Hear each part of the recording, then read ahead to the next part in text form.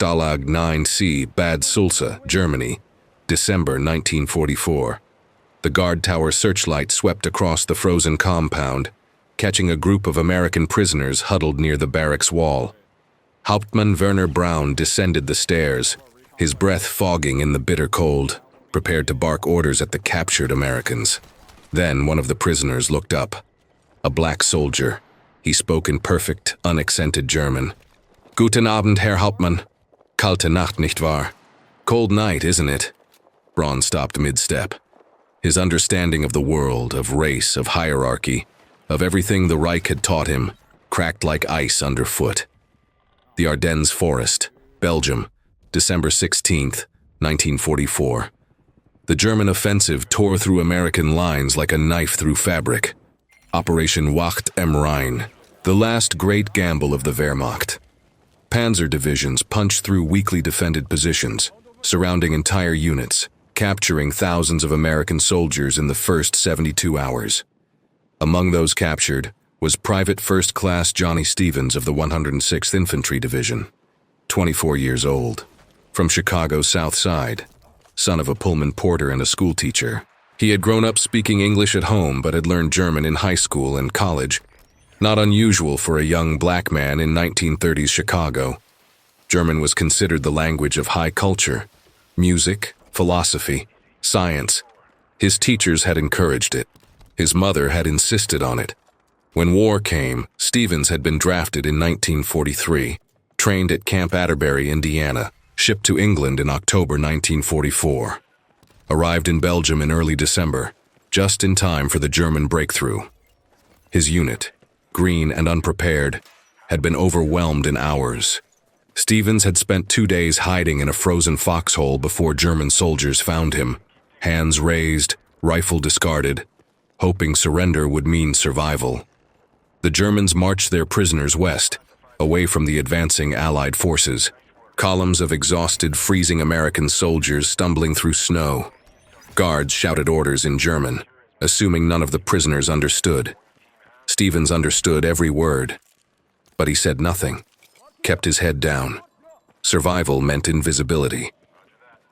They passed through German villages where civilians watched with expressions ranging from curiosity to contempt. Old women spat on the ground, children stared. Men of military age, too old or too injured to fight, looked at the prisoners with something like relief. Better these Americans be captured than killing German soldiers.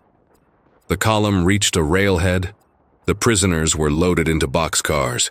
40 men per car, no heat, no sanitation. Straw on the floor. The doors slammed shut. The train lurched forward. Stevens stood pressed against other prisoners, feeling the cold seep through his uniform, wondering if he would die in this boxcar or at whatever destination awaited. Next to him stood another black soldier, Corporal Leon Washington from Pittsburgh. They hadn't known each other before capture, but proximity and suffering created instant bonds. Washington was shivering violently, his coat inadequate against the December cold. "You speak any German?" Washington asked through chattering teeth. "Some," Stevens said. "Enough, might come in handy, might get us killed." Stevens knew Washington was right. Speaking the enemy's language could be perceived as suspicious, could mark you as a spy, could get you shot.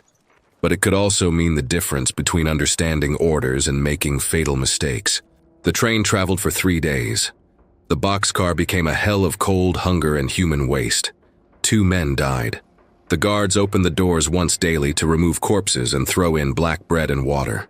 Stevens watched the German soldiers, young men mostly, teenagers with rifles and tired eyes. They weren't monsters, just soldiers doing a job. That realization was somehow more disturbing than hatred would have been. On the 4th day, the train stopped. The doors opened, blinding winter light. Orders shouted in German, "Raus, raus, schnell, out, out, quickly!" The prisoners stumbled onto a platform. Stevens saw the sign, Bad Sulza, a town in Thuringia, central Germany, far from any front, deep in enemy territory. They marched to the camp, Stalag 9C, a POW camp for Allied prisoners, barbed wire, guard towers, wooden barracks arranged in neat rows. The snow had been packed down by thousands of feet. The camp held British, French, Russian, and now American prisoners. Different compounds for different nationalities. The Americans were directed to their section, searched, registered, assigned barracks numbers. Stevens and Washington ended up in Barracks 14 with 30 other men. Most were white. A few were black. The racial dynamics of the segregated American military followed them even into captivity. White prisoners claimed the bunks near the stove. Black prisoners got the ones near the drafty walls. Some things apparently transcended national boundaries. The camp routine established itself quickly. Morning roll call at dawn, watery soup for breakfast, work details for those deemed fit, more soup for lunch, evening roll call, bread and margarine for dinner, lights out at 9. The days blurred together in cold and hunger and boredom. Stevens observed everything. The guards, their routines, their personalities. Some were cruel, some were indifferent. A few seemed almost apologetic about the circumstances. He listened to their conversations, absorbed information, learned the camp hierarchy. The camp commandant was Oberst Heinrich Müller, 52 years old, a career officer who had fought in the First War, lost an arm at Verdun, spent the interwar years in administrative positions. He ran Stalag 9 Heisei with bureaucratic efficiency. Not kind, but not unnecessarily brutal. He believed in order, in regulations, in doing his duty. The guard commander was Hauptmann Werner Braun, 38 years old. A former schoolteacher from Dresden who had been called up in 1943 despite his age, because Germany was running out of younger men. He spoke some English, poorly, and relied on interpreters when dealing with American prisoners. The interpreter was a conscripted local named Feldwebel Otto Klein, 60 years old, too old for combat. He had lived in New York from 1925 to 1933, working in a restaurant, before returning to Germany when Hitler came to power. His English was fluent, but accented. His demeanor was exhausted. He seemed to hate everyone equally. It was Klein who first heard Stevens speak German. 3 weeks into captivity, Stevens was on a work detail shoveling snow from the camp roads. A guard was giving instructions that Klein was translating into broken English. The instructions made no sense. The translation was wrong. Stevens, frustrated and cold, corrected Klein in German without thinking. Nein, das ist falsch. Sagt, wir sollen den Schnee dort hinlegen, nicht hier. No, that's wrong. He said we should put the snow over there, not here. The guard stared. Klein stared.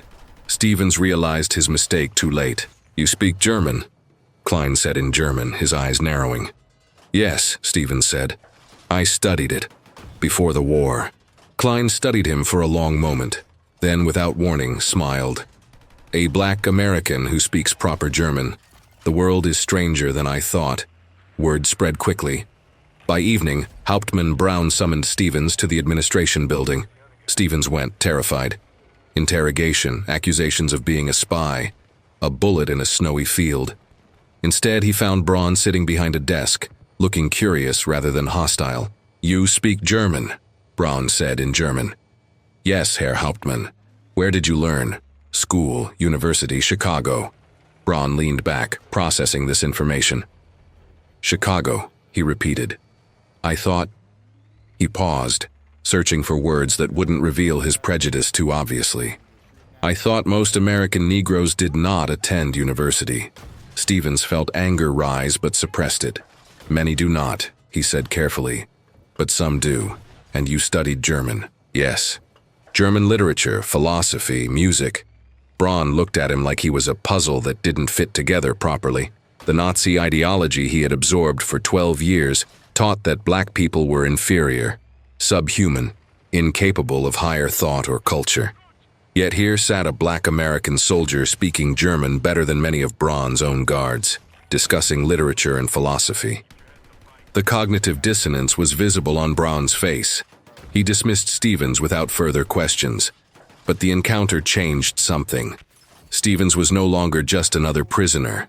He was an anomaly, a challenge to the racial hierarchy that underpinned everything the Third Reich believed. Stevens wasn't the only black American POW who spoke German. As word spread through the camp, others revealed themselves. Corporal Leon Washington, it turned out, had studied German at a black college in Pennsylvania. Private James Morrison from Harlem had learned it from his grandmother, a German Jewish immigrant who had fled Berlin in 1938. Staff Sergeant Robert Coleman from Detroit had worked at a German-American social club before the war. They formed an informal group, 5 black soldiers who could navigate the camp in ways other prisoners couldn't.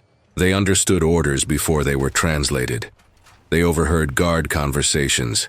They learned which guards were sympathetic, which were dangerous, which were merely tired, and wanted the war to end. This created a strange dynamic.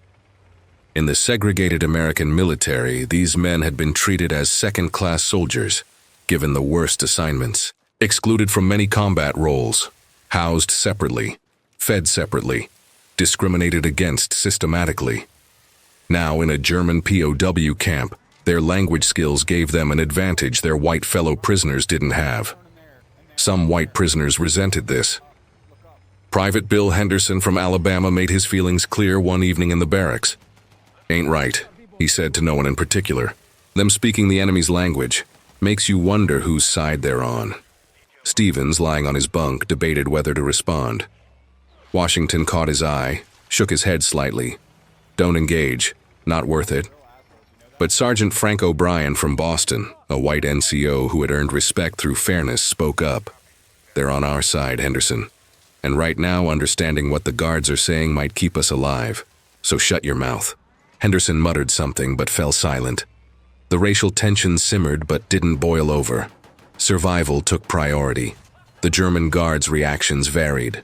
Some were uncomfortable, disturbed by black prisoners who spoke their language. It challenged their assumptions. Others were intrigued, curious. A few formed unexpected connections. One guard, Gefreiter Klaus Hoffmann, 20 years old from Hamburg, had studied English literature before being drafted. He started having conversations with Stevens during guard duty. Not interrogations, just conversations. About books, about music, about life before the war. "I read Langston Hughes," Hoffman said one evening in German, surprising Stevens. In translation, "The Negro speaks of rivers." It was beautiful. "You read Langston Hughes," Stevens said, not hiding his amazement. "In Germany. We are not all barbarians," Hoffman said quietly. "Some of us read. Some of us think. Some of us hate what has been done in our name." "Why do you fight then?" Stevens asked. "Because if I refuse, they shoot me. Because my family is in Hamburg being bombed by your planes. Because I have no choice." Hoffman paused. "None of us have choices anymore. We just survive." The conversation stayed with Stevens. Hoffman was the enemy, wore the uniform of a regime that had murdered millions. Yet he was also a 20-year-old kid who read poetry and wanted to survive. The clarity of hatred was easier than the complexity of humanity.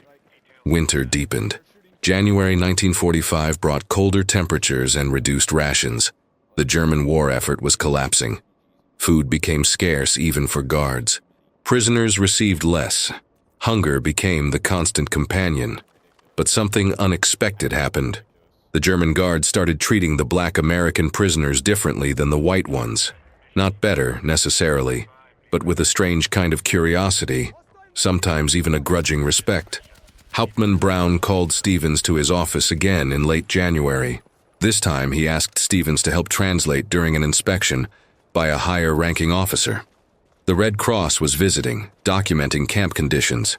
Braun needed someone who could speak both German and English fluently to ensure no misunderstandings. Stevens agreed. What choice did he have? During the inspection, he translated accurately, neither minimizing nor exaggerating conditions. The Red Cross representative, a Swiss man named Herr Richter, seemed satisfied. After he left, Braun offered Stevens an extra ration of bread. "Why?" Stevens asked in German. "Because you were honest," Braun said. "You could have lied, made us look worse. But you didn't. I told the truth. The conditions are bad, but not as bad as some camps. Why make it worse?" Braun nodded slowly. "You are not what I expected." "What did you expect?" Stevens asked, allowing himself a hint of challenge. Braun was quiet for a long moment. "I don't know anymore," he admitted. "What we were taught about your people. He trailed off, unable or unwilling to finish the thought. Stevens understood. Nazi racial theory had taught that black people were subhuman, unintelligent, savage, incapable of civilization. Yet here he stood, speaking German fluently, demonstrating education and dignity, forcing Braun to confront the lie. This dynamic played out repeatedly. Guard after guard encountered the black German-speaking prisoners and had to reconcile what they were told with what they experienced. Some doubled down on prejudice, insisting the prisoners were exceptional cases that proved nothing. But others began to question. Gefreiter Hoffmann was the most vocal. He started bringing Stevens books from the guard's small library, German novels, philosophy texts. They would discuss them during night shifts when Hoffmann was on guard duty and the camp was quiet. "Have you read Nietzsche?" Hoffmann asked one February evening. "Some. The Will to Power. Master morality versus slave morality. And what do you think, as a black man in America, about his ideas of hierarchy?" Stevens smiled grimly. "I think Nietzsche never experienced being considered inferior by birth. It's easy to theorize about natural hierarchy when you're born into the upper levels." Hoffmann absorbed this. "You know," he said quietly, "I think this war has taught me that hierarchy is invented. That superiority is a lie we tell ourselves to justify cruelty." Their conversations became a lifeline for both of them. Hoffmann, losing faith in the regime he served. Stevens, maintaining humanity in inhumane circumstances. Two men on opposite sides of a war, finding common ground in literature and philosophy. By March 1945, the Eastern Front had collapsed. The Red Army was driving west. Rumors spread through the camp. The Russians were coming. The war was ending. Liberation was near. But liberation by the Soviets terrified the German guards. They had committed atrocities in Russia. They knew what revenge might look like. As the sound of artillery grew closer, discipline in the camp began to break down. Oberst Müller called a meeting of all prisoners. "The camp will be evacuated," he announced through interpreters. "You will march west, away from the Russian advance. Those who cannot walk will be left behind." The announcement caused panic. Where were they being marched? To another camp? To execution? The guards claimed it was for the prisoners' safety, but no one believed that. Forced marches were often death marches. Prisoners who fell behind were shot. Stevens and the other German-speaking prisoners understood more than the official translation revealed. They overheard guards discussing the situation. The SS wanted to kill all prisoners before the Russians arrived. The Wehrmacht opposed this. There was conflict within the German command structure. Some guards planned to desert. Others remained loyal to the end. That night, Stevens gathered the other black German speakers. "We need to make a plan," he said. "If this march happens, we need to know what's really going on." Washington agreed. "We listen. We translate for the others. We stay together." Morrison added, "And if it looks like they're going to shoot us, we run. Better to die trying to escape than marching into a bullet." They spent the next days preparing, hoarding what little food they could, sharing information, watching the guards for signs of who might be dangerous and who might look the other way if prisoners tried to escape. The march began on March 28th. 2,000 prisoners formed into columns. The guards, nervous and exhausted, drove them west. The weather was cold but no longer freezing. Spring was beginning, though no one felt its promise. Stevens walked near Washington, Morrison, and Coleman. They listened to guard conversations. Most guards wanted to surrender to the Americans. They feared the Russians, they feared the SS. They feared what would happen if they were caught having killed prisoners. On the second day, an SS officer arrived with orders. All prisoners too weak to continue would be shot. Hauptmann Braun refused. He and the SS officer argued loudly. Stevens, close enough to hear, translated quietly for nearby prisoners.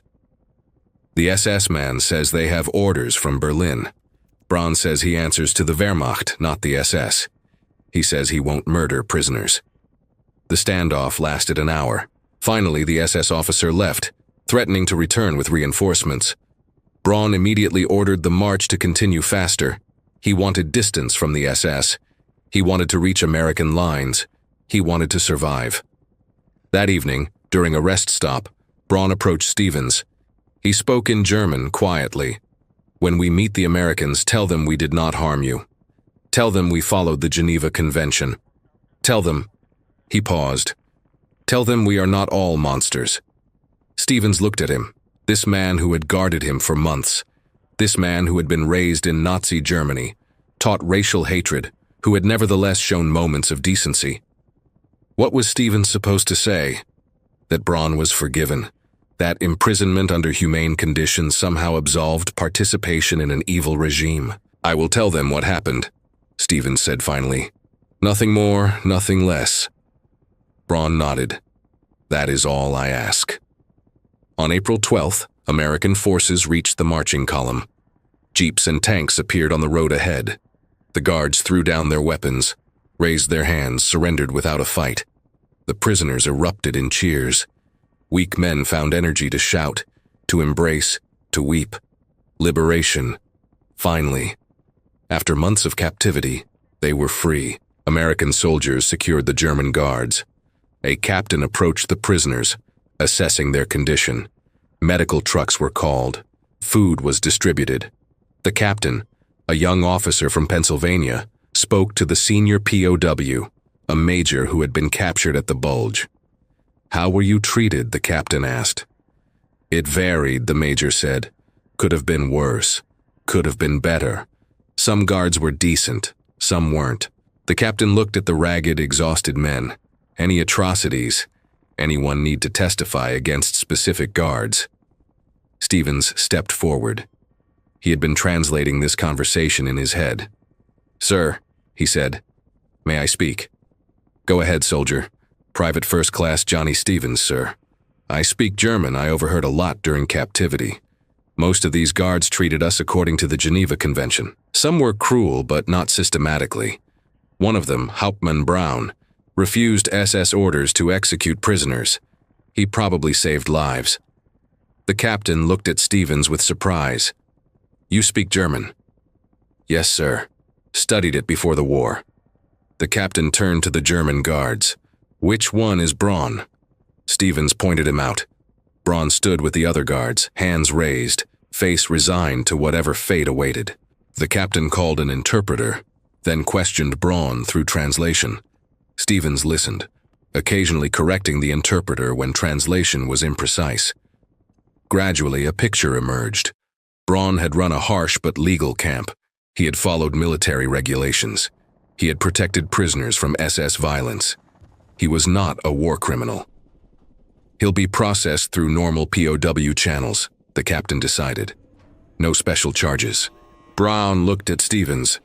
"Danke," he said quietly. "Thank you." Stevens nodded but didn't smile. He hadn't done it for Braun. He had done it for truth, for complexity, for the understanding that war created impossible situations where good and evil blurred together.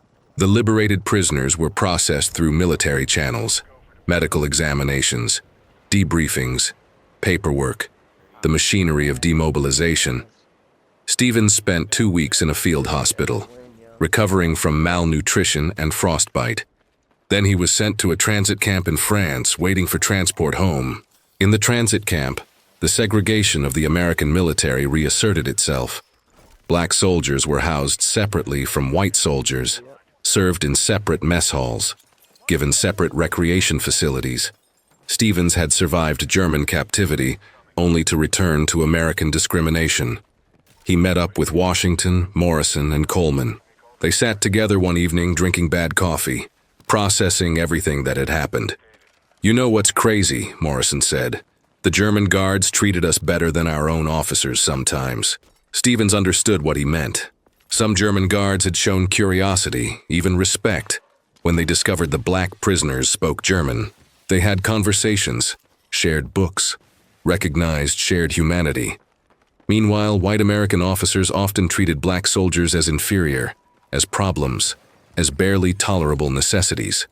"But that doesn't make the Germans the good guys," Washington said firmly.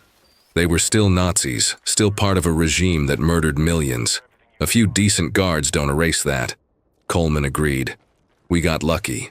Ended up with guards who were tired and wanted to survive. Could have been much worse. Would have been much worse if the SS had controlled our camp. Stevens thought about this.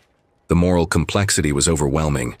The Germans were undeniably the aggressors, the architects of genocide, the perpetrators of horrific evil. Yet individual Germans were just people, some cruel, some kind, most just trying to survive. Meanwhile, America fought for freedom while maintaining racial segregation, liberated concentration camps while maintaining Jim Crow.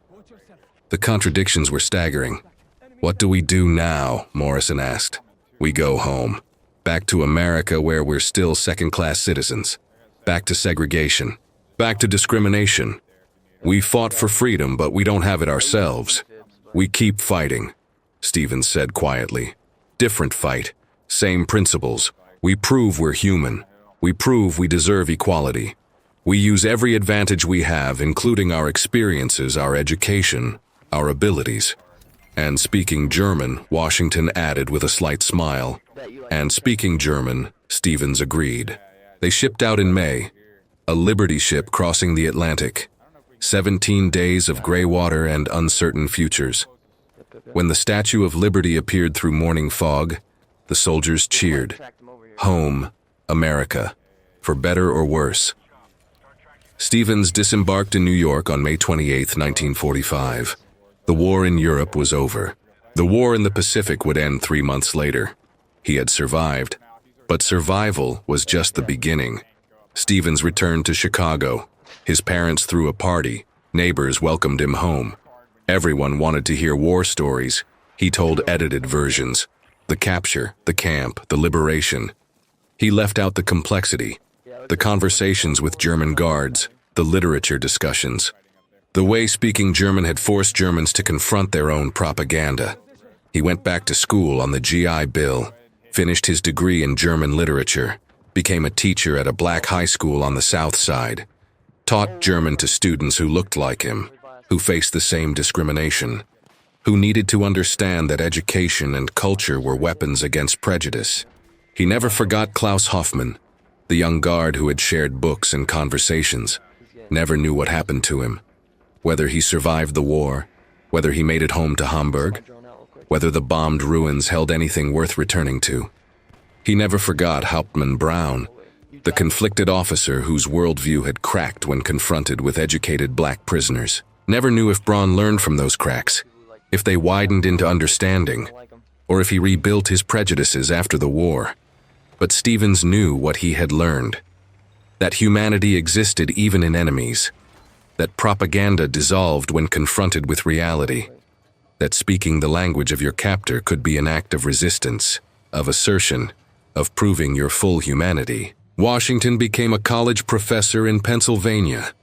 Morrison opened a bookstore in Harlem that specialized in German literature. Coleman worked as a translator for the State Department. They stayed in touch. Annual letters, occasional visits, shared understanding of what they had experienced. Years later, in the 1960s, when the civil rights movement exploded across America, Stevens marched in Chicago, protested segregation, fought for voting rights.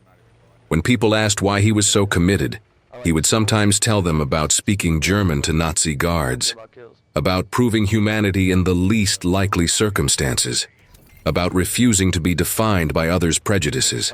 The younger activists didn't always understand. To them, the war was history. The struggle was now. But Stevens knew they were connected. Every fight for dignity built on previous fights. Every assertion of humanity drew strength from past assertions. In 1983, a German historian named Dr. Petra Schultz was researching POW camps. She found records from Stalag 9C, guard logs, prisoner rosters, incident reports. In those dry documents, she found references to American prisoners who spoke German, Black American prisoners. She was intrigued. She tracked down survivors. Stevens was 73, retired, living in Chicago. She called, asked for an interview. He agreed. They met at his home. She brought copies of documents, guard logs that mentioned him by name, reports from Hauptmann Braun, noting the unusual situation of educated Negro prisoners speaking fluent German. Red Cross inspection reports that praised the camp's relatively humane conditions. Stevens read the documents, transported back 40 years. "I never thought anyone would care about this," he said. "It matters," Dr. Schultz insisted. "It shows the complexity of the war. It challenges both German and American narratives. It demonstrates that even in terrible circumstances, human connection is possible." She asked about his experiences. He told her everything: the capture, the camps, the conversations, the liberation, the contradictions. She recorded it all. "Did it change you?" she asked. "Speaking German to your captors, having those conversations." Stevens thought for a long time. "Yes," he said finally. "It taught me that prejudice dies when confronted with reality. The guards believed black people were inferior, incapable of culture or intelligence. Then they met us. We spoke their language. We discussed their literature. We demonstrated everything they believed was impossible. Some of them changed their minds. Not all, but some." He paused. "And it taught me that America's fight for freedom abroad was incomplete without freedom at home. I fought Nazis while living under Jim Crow. I spoke German to prove my humanity to guards while my own country denied it. That contradiction drove me to teach, to fight for civil rights, to never accept prejudice as inevitable." Dr. Schultz published her research in 1985, an academic book that few people read, but it documented a forgotten story. Black American soldiers using language skills to survive captivity and challenge Nazi racial ideology. A small story in the vast history of the war, but a meaningful one. Stevens died in 1994, age 74. His obituary in the Chicago Tribune mentioned his military service, his teaching career, his civil rights activism. It didn't mention speaking German in a POW camp. That story remained buried in academic archives and fading memories. But the truth remained. In the frozen compounds of Stalag 9C, Black American prisoners spoke fluent German to their captors, and in doing so, dismantled propaganda through the simple act of demonstrating their full humanity. Every conversation was an act of resistance. Every translation was an assertion of dignity. Every moment of mutual recognition was a victory against the ideologies that had created the war. The guards who expected savages found educated men. The prisoners who expected only cruelty found occasional humanity. And in those moments of unexpected connection, both sides learned that the categories they had been taught were lies.